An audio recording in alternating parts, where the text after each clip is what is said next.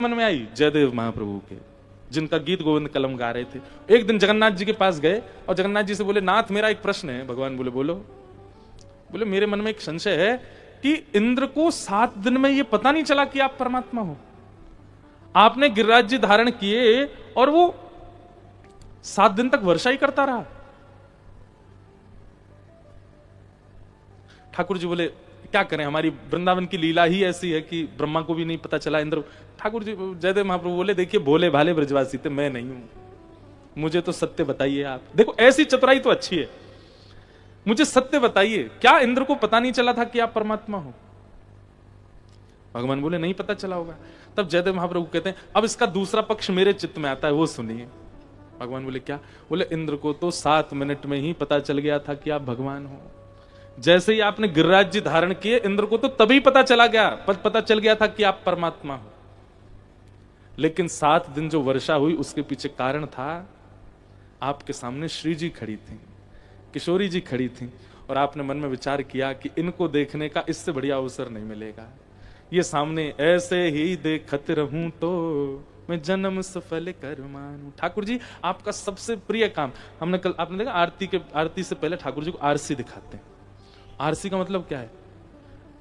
लाल जी का जो श्रृंगार है ना, वो श्रृंगार किशोरी जी है, जो विग्रह है वो ठाकुर जी हैं, और श्रृंगार पोशाक मुकुट कुंडल ये श्री जी हैं। तो ठाकुर जी आरती से पहले आरसी देखते हैं, और आरसी एक बार पास से देखते हैं, फिर एक बार दूर से देखते हैं, फिर एक बार फिर पास से देखते हैं। उनको बस चले तो वो यूं कहें आरती फारती रहने, यूं दिखाते रहे। क्यों? मैं श्री जी को ही देखता रहूंगा, कितनी आई है मेरे ऊपर। लाल जी का सबसे प्रिय कार्य है श्री जी को निहारना। और जैसे ही ठाकुर जी ने गिरिराज जी उठाए, 7 मिनट में एक वर्षा घटन लगी। ब्रजवासी बोले, अरे भैया वर्षा बंद है गई, लाला नीचे कर दे। ठाकुर जी ने तुरंत नेत्र बंद करके इंद्र से कहा, चोरे काय को बंद कर रहा हो? अरे आप परमात्मा हैं, आप जय जय हैं। ठाकुर जी बोले, जितनों तो पे भंडारो सबरो बरसा दे। अरे श्री जी सामने खड़ी हैं, जाते बढ़िया अवसर नहीं मिलेगा उनको निहारवे को।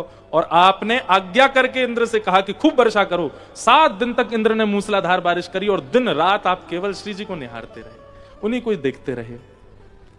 और आपने तो आज्ञा करी थी भैया 7-8 साल तक कर तो ही रहे वर्षा, लेकिन इंद्र का भंडार 7 दिन में ही पूरा हो गया। 7 दिन बाद भी जब वर्षा घटने लगी तो आपने फिर कहा, इंद्र काय को बंद कर रहा है? बोले कि जय जय बादल खत्म है गए मुंह पे, अब कहां तक बरसाऊं मैं। तुरंत जगन्नाथ प्रभु के नेत्रों से अश्रु आने लगे, और इसीलिए इस अष्टपदी में जय जय देव हरे। ठाकुर जी कहते हैं जयदेव महाप्रभु लिखना क्या चाहते थे? जय जगदीश हरे। लेकिन ठाकुर जी बोले जय जगदीश हरे नहीं। इस रहस्य को और कोई नहीं पहचान पाया, तुम पहचान गए कि 7 दिन गिरिराज जी क्यों धारण किए, इसलिए जय जगदीश हरे नहीं, जय जय देव हरे। इन्वेस्टिगेशन भक्त भी खूब करते हैं ठाकुर जी के केसों पे, जैसे आप करती हैं, और मुजरिम ठाकुर जी ही होते हैं। एक कभी ना अवसर मिलेगा, अभी तो कथा विश्राम हो रही, एक बार कभी दिल्ली में अगर अवसर होगा या वृंदावन में, एक बार कथा करेंगे 3 दिन की, और विषय पता क्या रखेंगे? राधा न्याय, श्री राधा न्याय। और राधा न्याय की कथा ऐसी है कि वहां पे कटघरे में खड़े होते हैं ठाकुर जी, और ठाकुर जी के वकील बनते हैं उद्धव जी, और दूसरे कटघरे में ठाकुर जी पे सारे आरोप लगाए जाते हैं। सब गोपियां आती हैं नंबर से, इनने यूं कियो, इनने यूं कियो, और न्याय देने बैठती हैं किशोरी जी। किशोरी जी का लेकिन पक्ष ठाकुर जी की तरफ झुका ही हुआ है। सारे पक्षों में श्री जी उनको ही जिता देती हैं, लेकिन फिर एक पक्ष ऐसा आता है, सब गोपियां घेर के किशोरी जी को रात में कहती हैं, तुम्हारे हाथ पूजे पैर पूजे, कल हरा दो इनको, नहीं तो ये जीने नहीं देंगे हमको। और फिर एक अंतिम ऐसा पक्ष आता है, ऐसा भाव आता है, उसमें श्री जी ठाकुर जी को हरा देती हैं। और फिर ठाकुर जी के वकील कौन है? उद्धव जी। उद्धव जी महाराज खूब सारे सबूत लेके आते हैं, पर श्री जी सबको नजरअंदाज कर देती हैं। फिर जब लाल जी उदास होकर के जमुना तट पर चले जाते हैं, तब फिर श्री जी को बहुत मन में भाव आता है, उदास हो गए। फिर सब सखियां श्री जी के साथ लाल जी को लेने जाती हैं और कहती नहीं अब तो हम दोषी हो गए, हमको आप सजा सुना दो। क्या सजा है हमारी? बोले आपकी एक ही सजा है। बोले क्या? वृंदावन न्याय की कुर्सी एक है, लेकिन बैठेंगे दोनों, यही सजा है कि आप न्याय की गद्दी पर श्री जी के संग विराजो। और श्री लाल जी आकर के फिर उस पर विराजते हैं। ऐसे एक राधा न्याय का बहुत सुंदर प्रसंग है, 2-3 दिन का प्रसंग है, उसको कभी सुनाएंगे। ठाकुर जी पर कैसे कैसे आरोप लगे हों। फिर ठाकुर जी उद्धव को रात में समझाते हैं, और गलती तो मेरी है, लेकिन तू यों यों करके बताई दियो वहां पे। और फिर श्री जी इतनी भोली हैं, ठाकुर जी फिर उनके पास जाते हैं, जाके श्री जी को मनाने की प्रयास करते हैं, श्री जी देखो कल ऐसा ऐसा होगा मेरे संग, तुम मेरो पक्ष ही लियो। बहुत सुंदर प्रसंग है, राधा न्याय। तो ठाकुर जी ने 7 दिन 7 रात्रि तक गिरिराज जी धारण किए। 7 दिन बाद गिरिराज जी को पधरा दिया, पधरा करके और अब इंद्र ने भगवान की स्तुति गाई कि पिता गुरुस्त्वं जगतामधीशो दुरत्यय काल उपात्तदण्डः कि हिताय स्वेच्छा तनुभिः समीहसे मानं विधुन्वन् जगदीश मानिनाम्। आप मेरे पिता हैं, आप मेरे गुरु हैं, मुझे दंड दीजिए नाथ, मैंने अपराध किया। ठाकुर जी बोले तुमने अपराध तो किया है लेकिन मैं दंड नहीं दूंगा। भगवान इंद्र बोले क्यों, आपने ब्रह्मा को दंड दिया, मुझे दंड क्यों नहीं? ठाकुर जी बोले ब्रह्मा की कृति से मेरे ब्रजवासी मुझसे दूर हुए, पर तुम्हारी कृति से सब मेरे समीप आए। तुमने भले किया गलत, पर सब ब्रजवासी 7 दिन के लिए मेरे पास ही रहे, मेरे समीप रहे, और मुझे प्रिय लगता है कि मुझे भजने वाले मेरे संगी ही रहें। तुम्हारी करनी से वो हुआ, इसलिए मुझे नाराजगी नहीं। और भगवान ने इंद्र को क्षमा कर दिया। न जाने कौन से गुण पर दयानिधि रीझ जाते, उनको कौन सी बात आपकी अच्छी लग जाए क्या पता। अब इंद्र का दोष है, पर ठाकुर जी को भाग गया।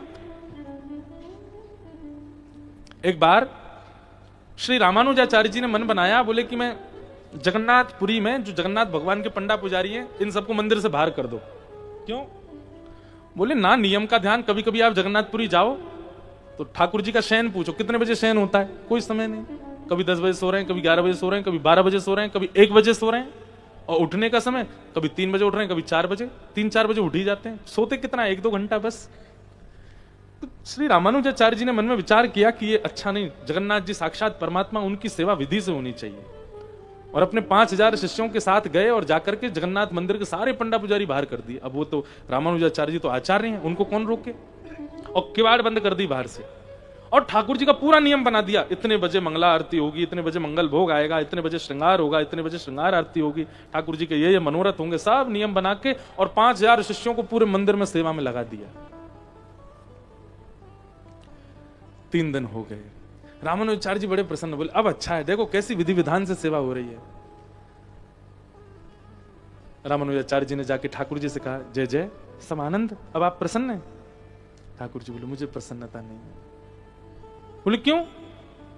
अब तो विधि विधान से सब कुछ चल रहा है, अब क्या दिक्कत है आपको?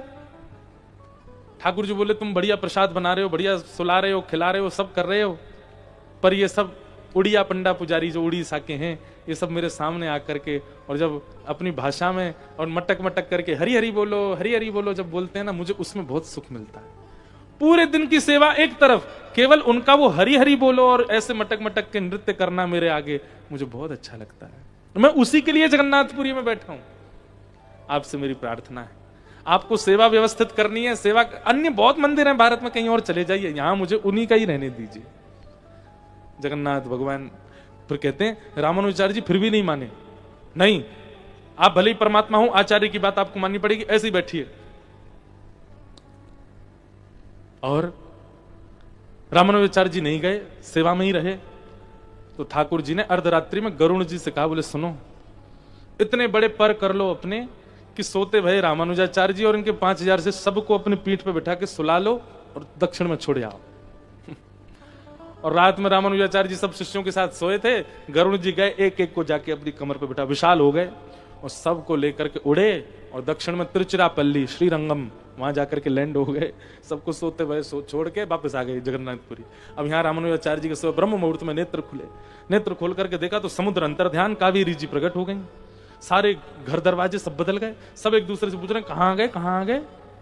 तब सबने देखा, बोले राम राम राम, हजारों किलोमीटर दूर दक्षिण फेंक दिए। रामानुजाचार्य जी बोले, जय हो नाथ। कोई कहता है आप वेदों से रीझते हैं, कोई कहता है आप विधि से रीझते हैं, कोई कहता है आप नियमों से रीझते हैं, पर वास्तविकता तो यह जिससे आप चाहते हैं आप उससे रीझते हैं, किसी का कोई नियम नहीं।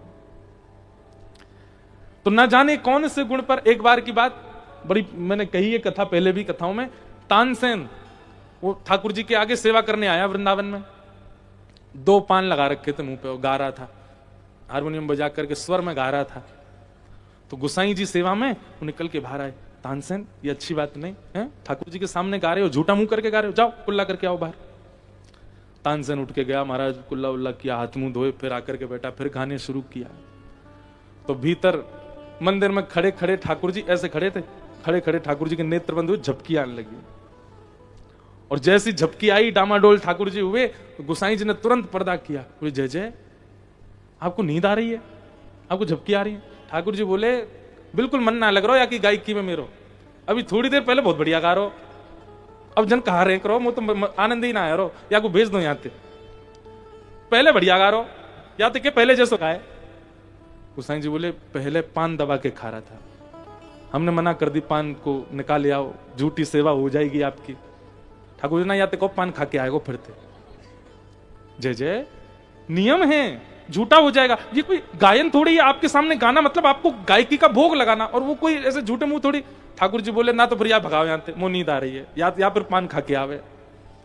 गुसाई जी आए, तानसेन इधर आओ, जी पान खा के आओ। अभी तो आप मना कर रहे हो, तुम खा के आओ। पान खा के जैसी तानसेन आया, गाना शुरू किया, ठाकुर जी के 2 दतियां दिख गई ऐसे, मन हाँ, अब बढ़िया लग रहा, यहाँ देखो ऐसे ही गावे। गुसाई जी वहीं बैठ गए, जय हो, सब वेद शास्त्र नियम हमारे लिए बना रखे हैं, खुद का जब मना जाए तो सारे नियम तोड़ देते हो। न जाने कौन से गुण पर दयानिधि रीझ जाते, किस पे रीझ जाए पता। तो इंद्र से ठाकुर जी रीझ गए, इंद्र ने भले ही किया अपराध, लेकिन ठाकुर जी रीझ गए।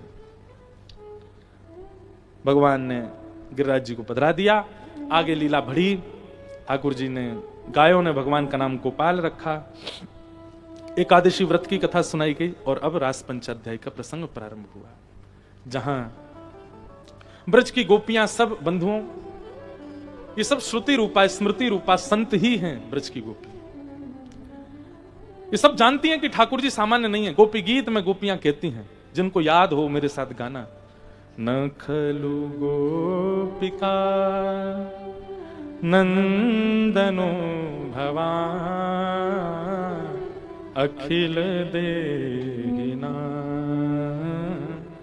अंतरा। किसी ने मुझसे पूछा गोपी गीत याद कैसे हो महाराज जी। हमारी एक बात सुनिए, चाहे आपको भीष्म स्तुति याद करनी है, गोपी गीत याद करना है, जयदेव महाप्रभु का गीत गोविंद याद करना है, एक बात पहले स्पष्ट कर लीजिए, अगर आप भाषा समझ करके पढ़ोगे तो कभी याद नहीं होगा, आप संस्कृत मान करके पढ़ोगे तो कभी याद नहीं होगा। कैसे याद होगा? उसको भाव जान करके याद करो, उसका भाव सुन करके, समझ करके, गुरुजनों से प्रवचन जान करके, तब एक एक भाव को, एक एक शब्द जब आप पढ़ते हैं तो उसका भाव आपके चित्त में आना चाहिए, अपने आप याद हो जाएगा।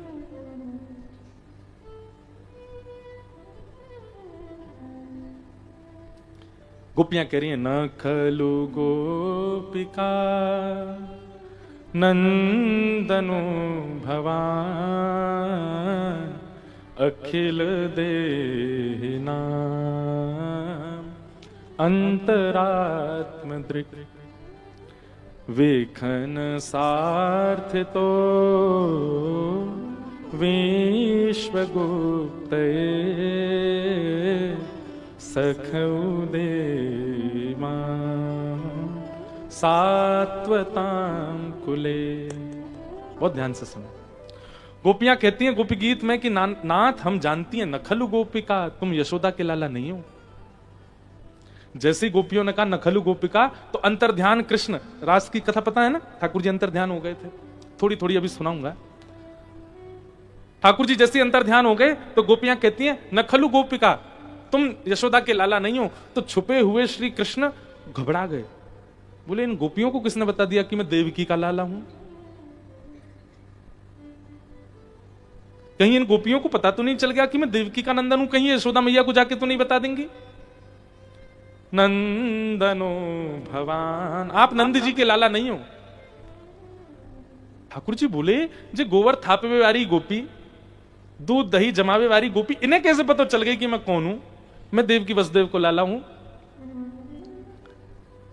और तभी अगली पंक्तियां गोपियां गाती हैं और क्या कहती हैं, अखिल देहिना अंतरात्म दृक।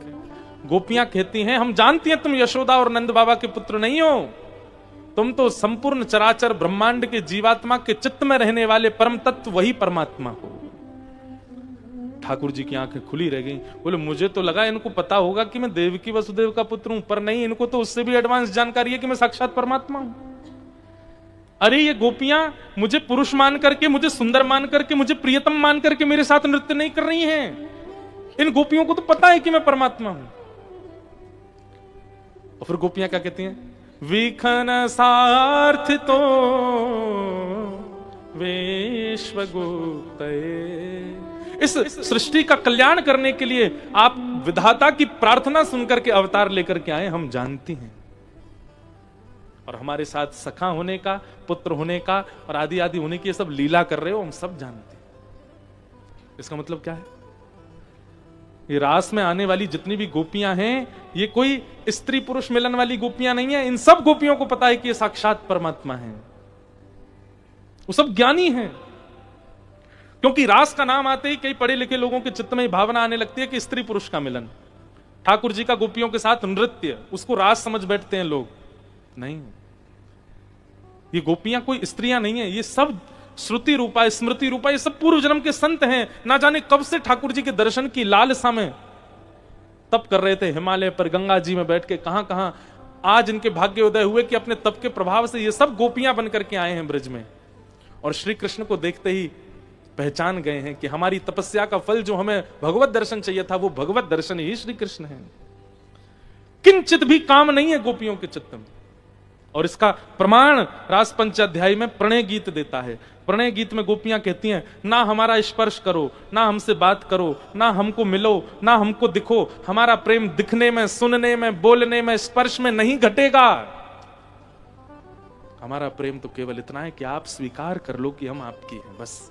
उसके बाद जीवन भर के लिए हमें अकेला छोड़ के चले जाना, हम रह लेंगे केवल इस विश्वास से कि आपने हमें स्वीकार किया। जिसके चित्त में काम होगा वो ऐसी भावना नहीं रख सकता।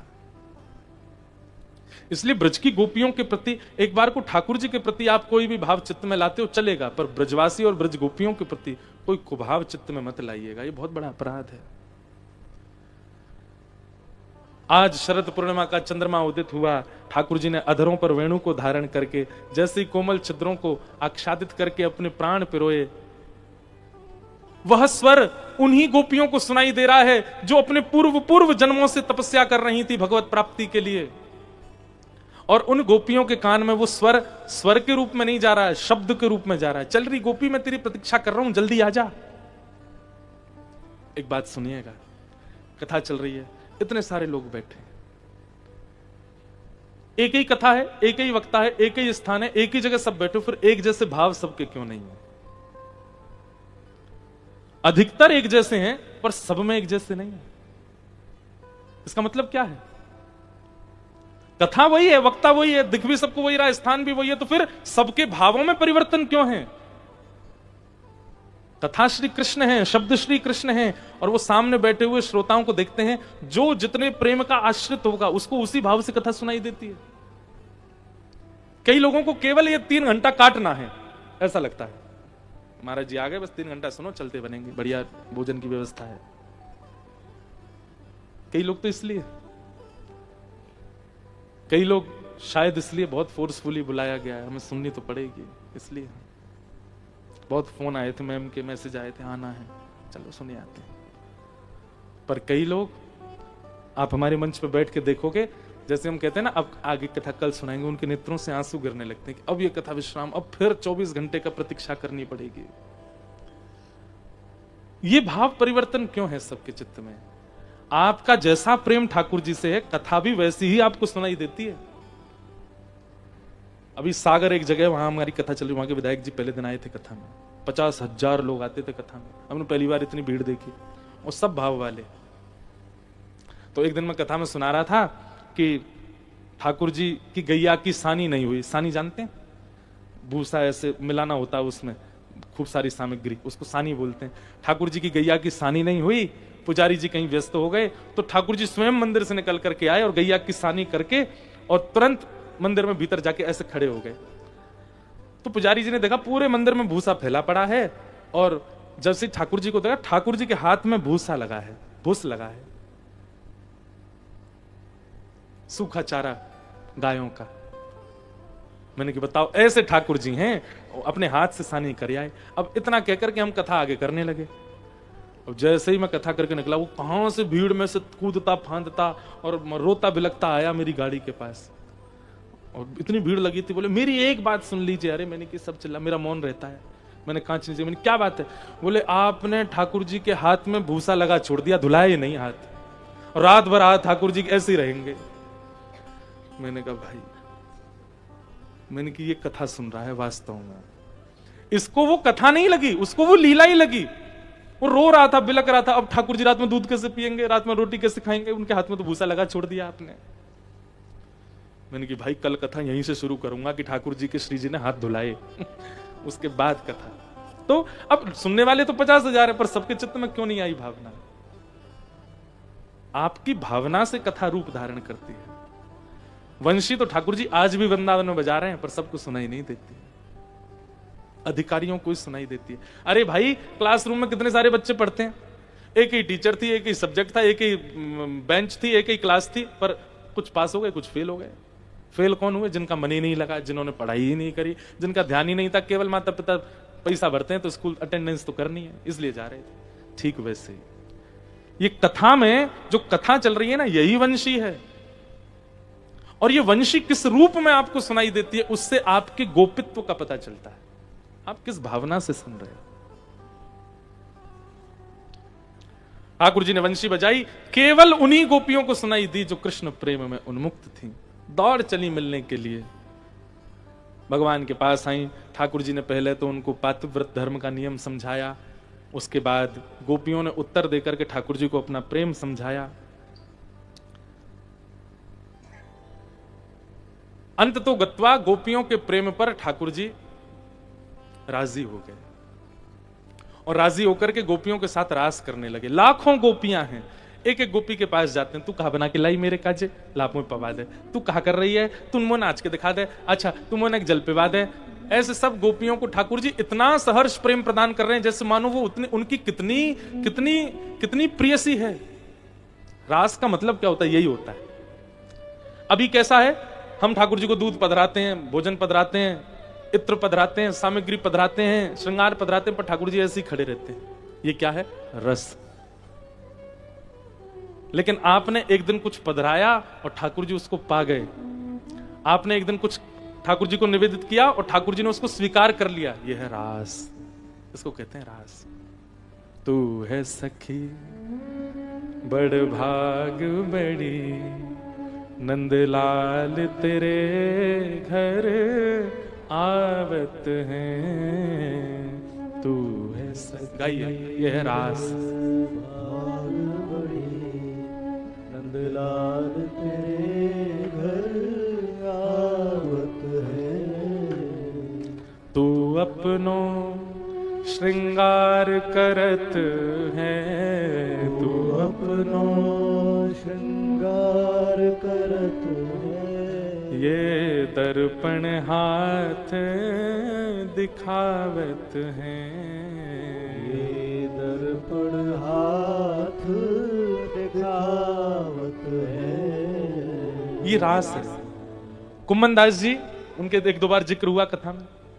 कुम्मन दास जी के पास में आरसी नहीं है, आरसी मतलब शीशा नहीं था, तो तिलक लगाते थे। तो कैसे लगाते थे? एक पात्र में जल भर के जल में अपनी छाया देखते थे और उससे तिलक लगाते थे। एक दिन ठाकुर जी प्रकट आते ही थे उनके पास लीला करवे, तो कुम्मन दास जी ऐसे तिलक लगा रहे थे आरसी में देख करके, उसमें पात्र में देख कर। ठाकुर जी बोले नहीं नहीं, जा पात्र में मत देखो।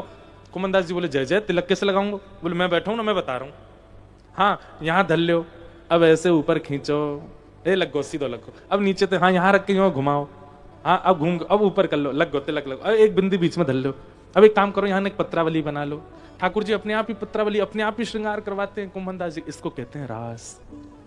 आप श्रृंगार करते हो ठाकुर जी का, वो है रस, और कुछ दिन ठाकुर जी आके आपका कर जाए श्रृंगार, वो है रास। जनाबाई महाराष्ट्र में एक भक्त हुई ठाकुर जी के। नामदेव जी कीर्तन कर रहे थे, बहुत ध्यान से सुनना। और नामदेव जी के कीर्तन में सारे वैष्णव उछल उछल करके नाच रहे थे, जय जय राम कृष्ण हरि, जय जय राम कृष्ण हरि। तो रोज नामदेव जी के कीर्तन में वैष्णव नृत्य करते थे। जनाबाई को वहीं ठाकुर जी दिखाई देते थे। ठाकुर जी भी आए, विट्ठल भगवान ऐसे रहते हैं ना पंढरपुर में, तो विट्ठल भगवान आए और आकर के विट्ठल भगवान भी जोर जोर से उछलने लगे, नृत्य करने लगे। जनाबाई दूर से ही ऐसे बलैया लेती, आहा मेरो विठोबा कैसो नाच रो। जनाबाई कभी मंदिर नहीं जाती थी दर्शन करने। सब लोग कहते थे, ए जना तू मंदिर क्यों नहीं चलती? बोले मैं मंदिर क्यों जाऊं, मेरे लिए ठाकुर यहीं आ जाता है, मैं तो यहीं दर्शन कर लेती हूं। बोले कब? बोले शाम को जब नामदेव जी जब कीर्तन करते हैं तो उसी कीर्तन में ठाकुर जी आते हैं। तो सब लोग सोचते थे जनाबाई ऐसी बोलती है, ऐसी बोलती है ये। सब हंस करके टाल देते थे बातों को। एक दिन आषाढ़ की एकादशी, सबसे ज्यादा भीड़ होती है उस दिन पंढरपुर में, लाखों की तादाद में लोग जाते हैं।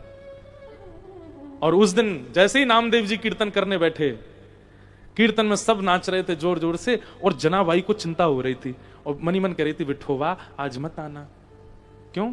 बोले आज आप बहुत थक गए हो ना, सुबह से लाखों लोगों ने आपके दर्शन किए, आज आप बहुत थक गए होंगे, आपके पाँव में दर्द हो रहा होगा, यहाँ आओगे बिना नृत्य किए मानोगे नहीं, पैर में दर्द हो जाएगा, छाले हो जाएंगे, विठोबा आज मत आना। मनी मन सोच रही है।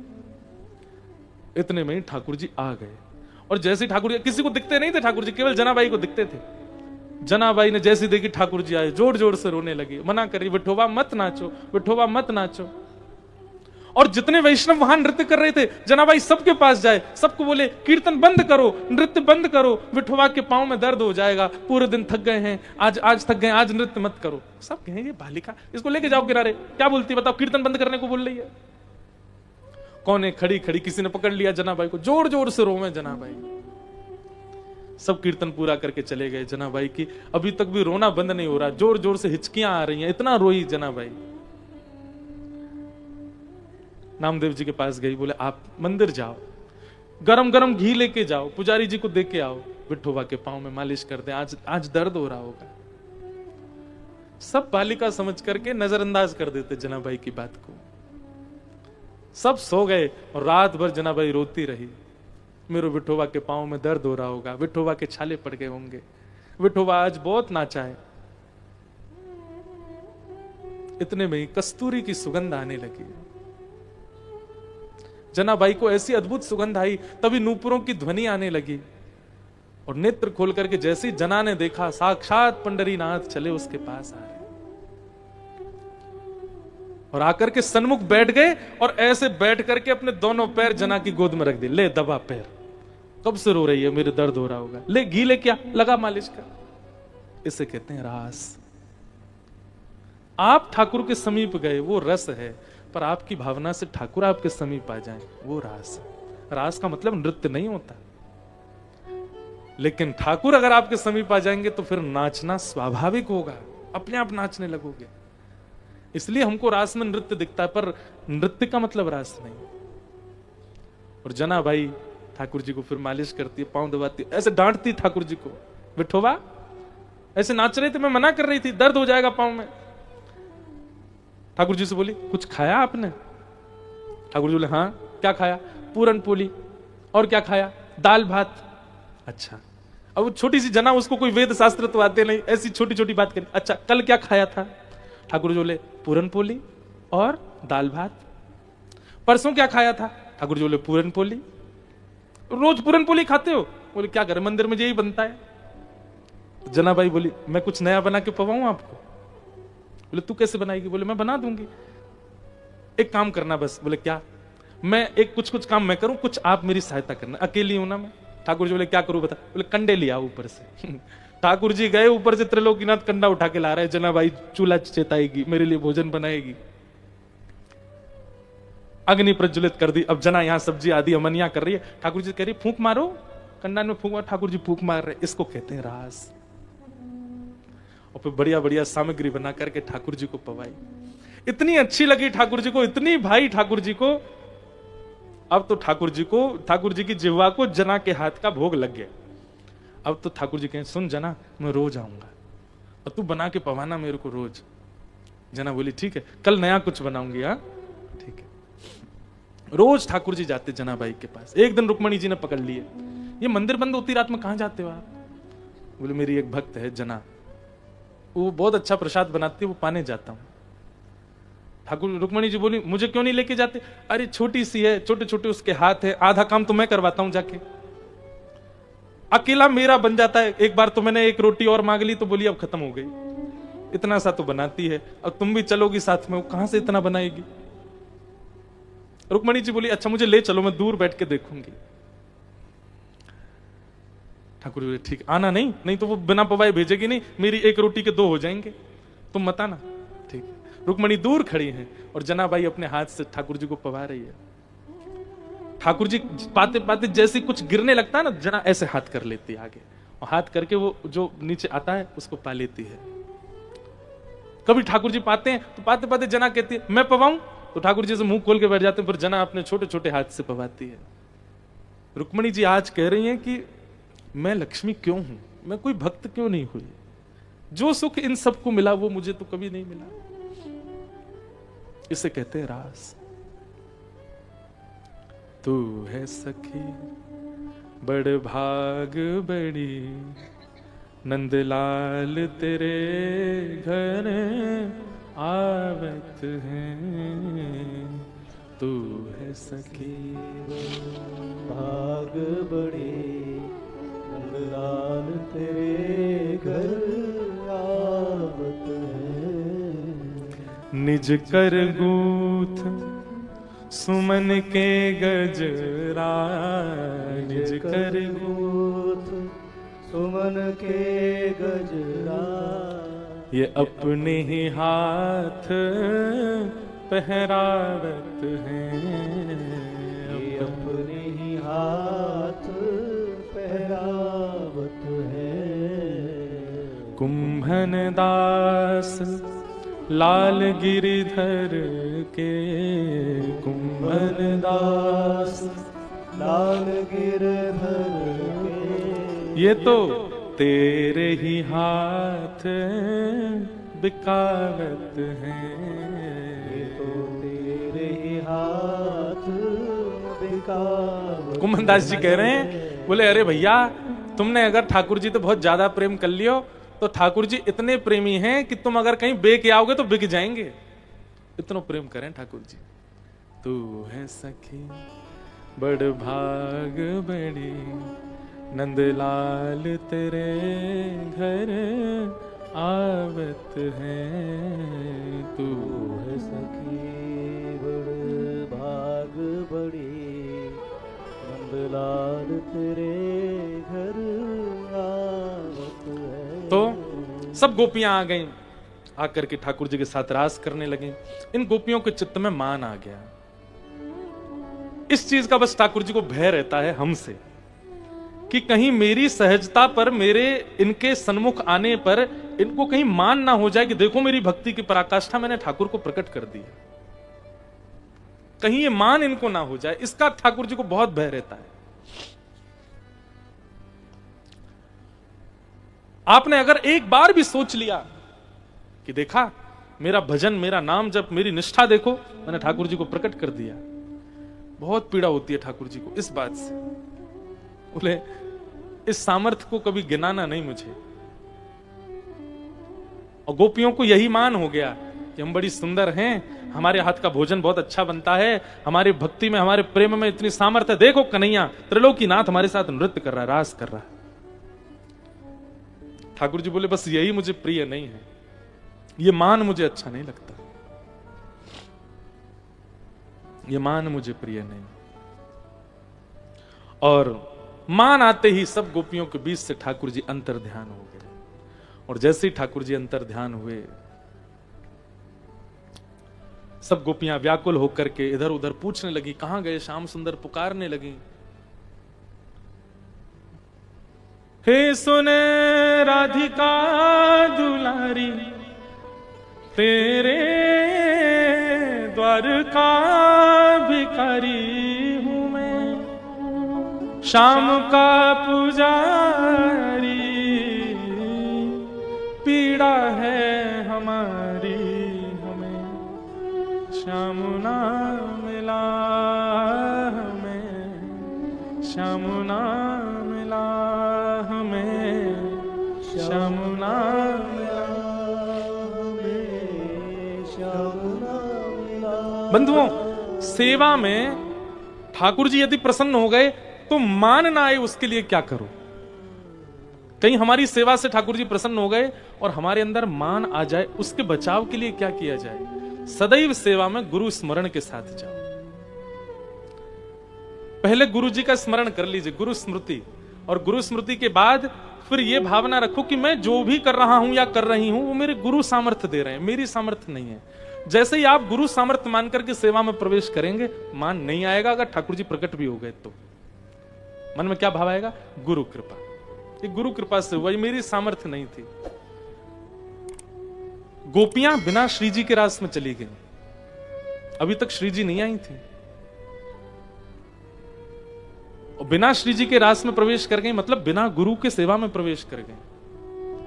श्री जी साथ होती तो गोपियों के मन में ये विश्वास होता कि ये स्वरूप, ये रूप, ये लावण्य, ये आनंद, ये सब श्री जी की कृपा है, हमारी सामर्थ्य नहीं।